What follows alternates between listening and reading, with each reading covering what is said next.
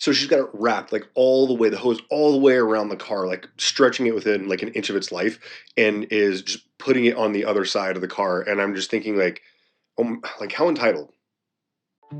Life gets a lot more interesting when we pay attention, not just to ourselves, but to the people around us, the conversations, the moments, the lessons hidden inside ordinary life.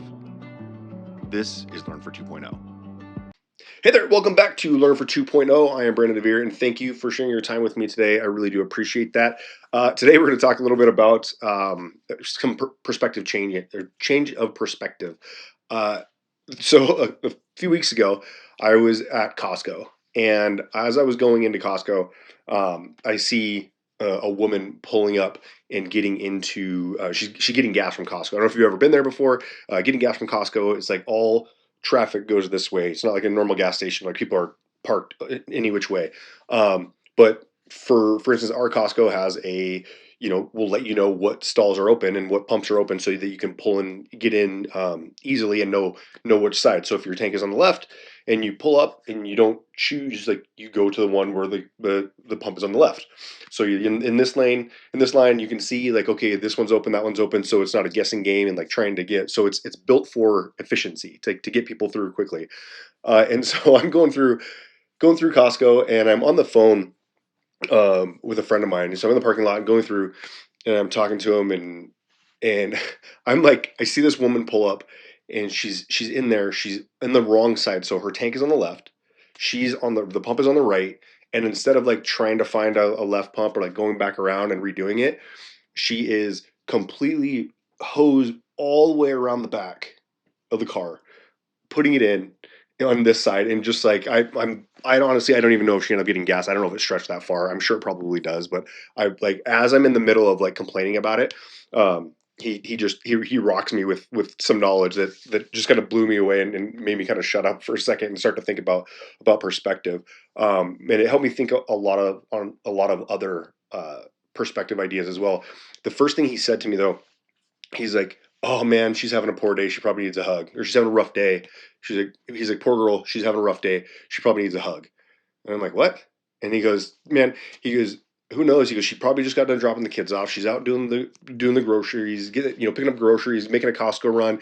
She forgot how she needs to get gas, and now she's here. And who knows? Maybe that's not even the car that she normally drives. Maybe the car she normally drives has a gas tank on the right, and she forgot about it, and she just was like, I'm done." And I needed to get it, and my mind just blew.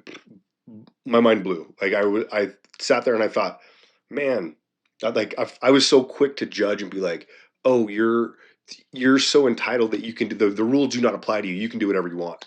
And that was where my headspace was at. Now I don't know who was right. Maybe that is the case. I don't know. But the reality is that I should have taken the time to have those other thoughts too, right? Like who knows? Maybe that isn't her car. Maybe it was a rental. I didn't see. I wasn't sure, but maybe she had to rent it. Maybe it was a loaner because she was in a car accident yesterday and she's battling with insurance or whatever. Like all these different things that could have been possible, or it's also possible, like I said, that she was just like rules don't apply to me and I'll do whatever I want. But I'll never know the right answer. I highly doubt that I'll ever run into that person ever again. But the fact of the matter is that there could be other things, and I think that we at least myself, I know I need to allow some grace when I see things, and I like to observe and see what's happening, what people are doing. I've always been fascinated with like why do people do things? Like you did this, what made you make that decision? Sometimes it's really easy to find out why they made that decision. Other times it's much deeper.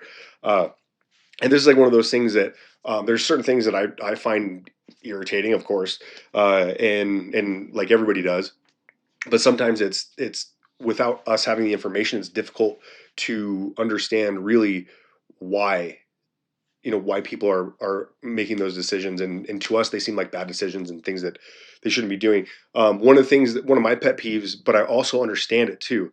Part of it is that like when you go to a graduation, and during graduation many times outside of my graduation was like, I think we had 60 some kids in my high school graduation, um, which is not a ton. My daughter graduated with, I think she had more kids in her graduating class than I had in my entire high school. So, like, you get out here in Las Vegas, we have big, big schools, right? I think my school had 315, just over 300 students.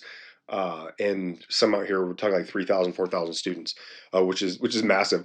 But a lot of times when they ask for people to, hey, please hold your applause for for the next student. Please wait until everyone has been announced to start applauding.